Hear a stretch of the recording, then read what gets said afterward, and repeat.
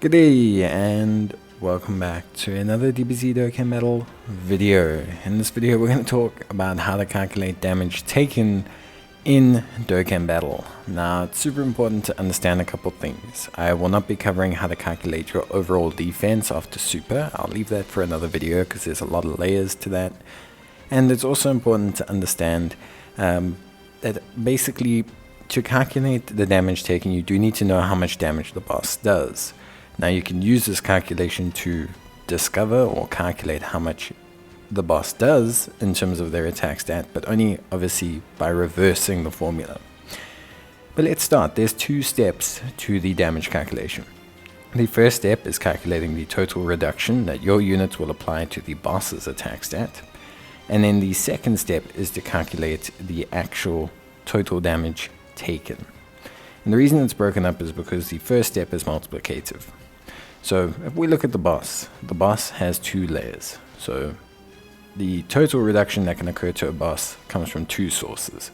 Damage reduction, which our units can have, and attack lowering, which our units can apply. Now in some events attack lowering does not occur, which is fine. Most hard events don't allow attack lowering. Some do, but most don't. But damage reduction works quite simple, and so does attack lowering. Both are additive. So for example, if our unit has 50% damage reduction, that's placed in there, 1 minus 50% or 0.5. And then if you have an item that's giving you 20% more, it becomes 70%. Attack lowering works the same. If your unit lowers the boss's attack by 20% and they fire another super, or another unit fires a super that applies another 20%, then it will become 40% in total. Should your unit fire 2 super attacks, it will be 40% from them, and then of course the other unit will apply another 60%. So this is reduction, and together they multiply. So you don't add them, you multiply them. So for example, if we apply 50% damage reduction and the opposing unit we apply 20% attack lowering, it will be 0.5 times 0.8, which gives us a total of 40%, which in turn gives us the total balance remaining on the boss's attack stat, which is 60%, which is pretty good. So it's pretty straightforward essentially, and it amounts to a pretty decent time. So after that, to kind of cut a long story short, the next step is to calculate the damage taken. So in this scenario, you first need to know your unit's defense. You also need to understand if your unit is applying guard or is just applying type advantage. Guard is different to type advantage. So type and class advantage applies a multiplier that occurs after the actual damage calculation occurs. Whereas the guard mechanic not only applies a type advantage modifier, but also applies a flat reduction rate of about 18.7%. And this is super important to understand. It's also important that the boss's attack can be multiplied by a super attack multiplier, which is represented there, but is also multiplied or varies by 5%. And the reason why the boss's attack stat varies by 5% is, I don't know, just add some variety into the game. It is also impossible for you to take 0 damage. So if your unit has a higher defense than the boss's final attack stat, you will take a fluctuating damage amount between 1 and around 255, just because the game doesn't allow you to heal off of attacks and can't allow you to go into negative. So it's pretty straightforward. So we've got 3 examples here. We've got the AGL, Goku, and Vegeta, who are going to be applying guard, and they're the example I'm going to use as they provide the most layers. So if we take them as a unit, they will have a guard mechanic damage reduction of 18%. This will mean that in total they have the total reduction factor of basically 82. So because there's no attack lowering, we only have the damage reduction. Then you take the boss's attack stat, which in this scenario is 450k, and you apply that damage reduction to it.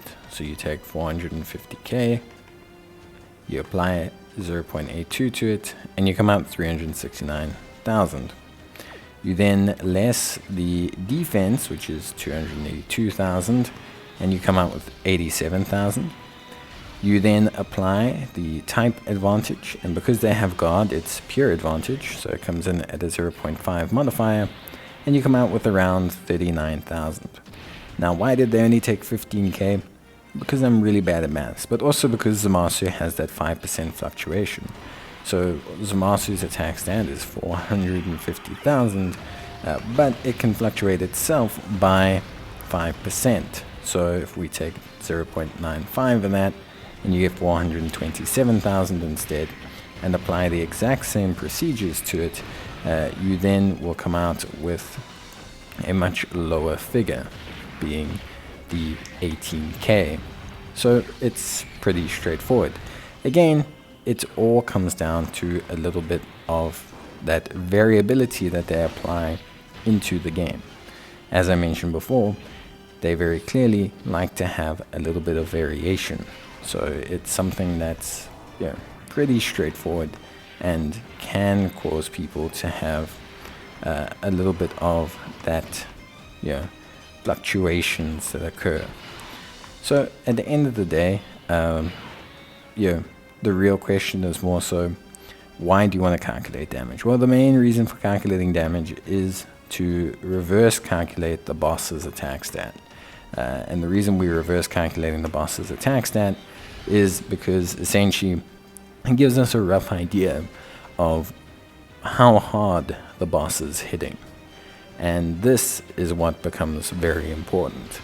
So it helps you to kind of get an idea of whether taking a unit into an event, once you know the boss's attack stat, is going to cause you some problems.